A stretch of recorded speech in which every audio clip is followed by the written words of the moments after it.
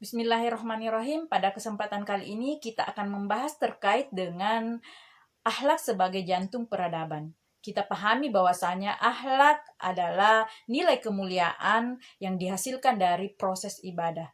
Nah, kita tahu bersama dan kita pahami bahwasanya di luar sana, di negara-negara Eropa, Jepang, dan negara-negara lainnya, persoalan kejujuran, persoalan disiplin itu adalah prioritas utama. Mereka tekankan. Namun persoalan persinahan, persoalan homer itu adalah hal yang biasa. Nah, kita tahu sendiri bahwasanya nilai kejujuran, disiplin itu bagian dari akhlak dan tidak terlepas dari larangan tentang persinahan dan homer. Nah, oleh karena itu kita pahami atau kita tahu bersama bahwasanya di luar sana banyak orang yang beradab namun belum tentu berakhlak. Karena adab itu sendiri adalah nilai kemuliaan yang dihasilkan dari proses belajar, proses pendidikan, sedangkan akhlak adalah nilai kemuliaan yang dihasilkan dari proses ibadah. Jauh sebelum Islam datang, sudah ada peradaban Mesir kuno, peradaban Yunani, peradaban Romawi, tapi semua itu tidak pernah dijelaskan keyakinannya.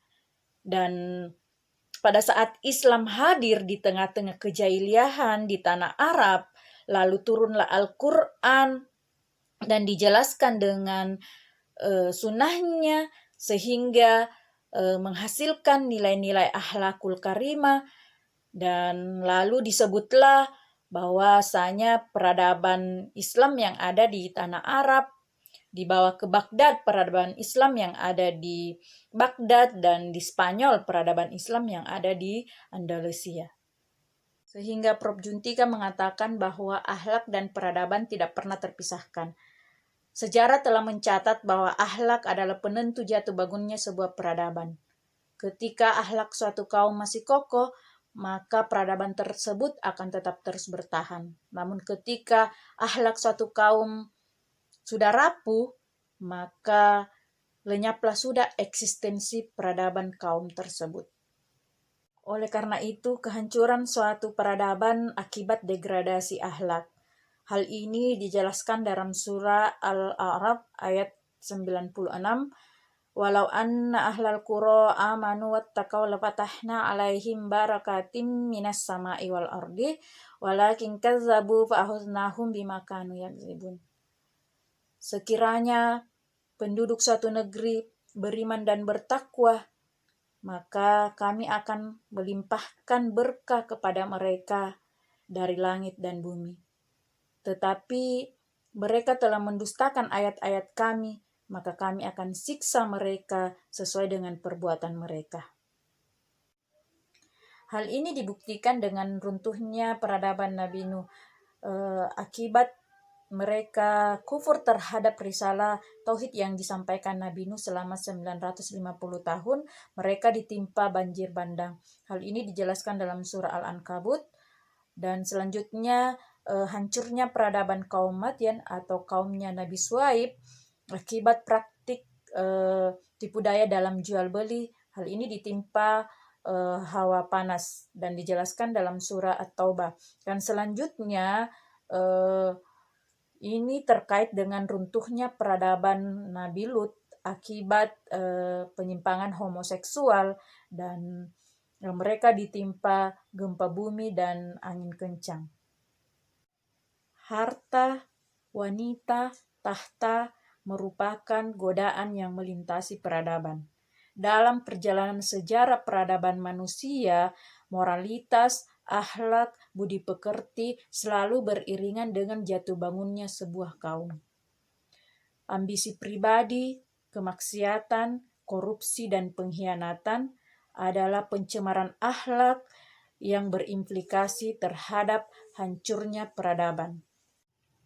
Peradaban Mesir kuno adalah peradaban yang paling awal dihuni manusia 40.000 tahun yang lalu dan hancur diakibatkan karena terjadi peperangan dan perebutan kekuasaan.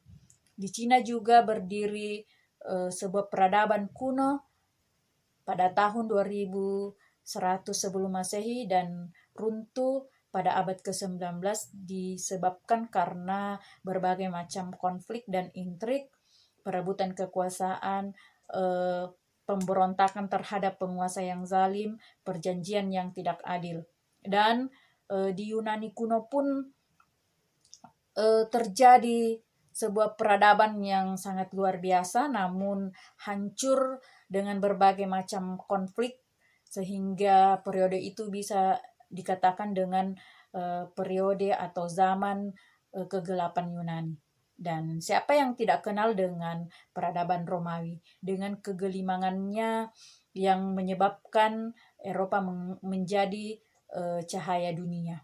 Dan runtuh dan hancur pun akibat berbagai macam kebusukan yang terjadi, sehingga menyebabkan mereka lemah dan rapuh.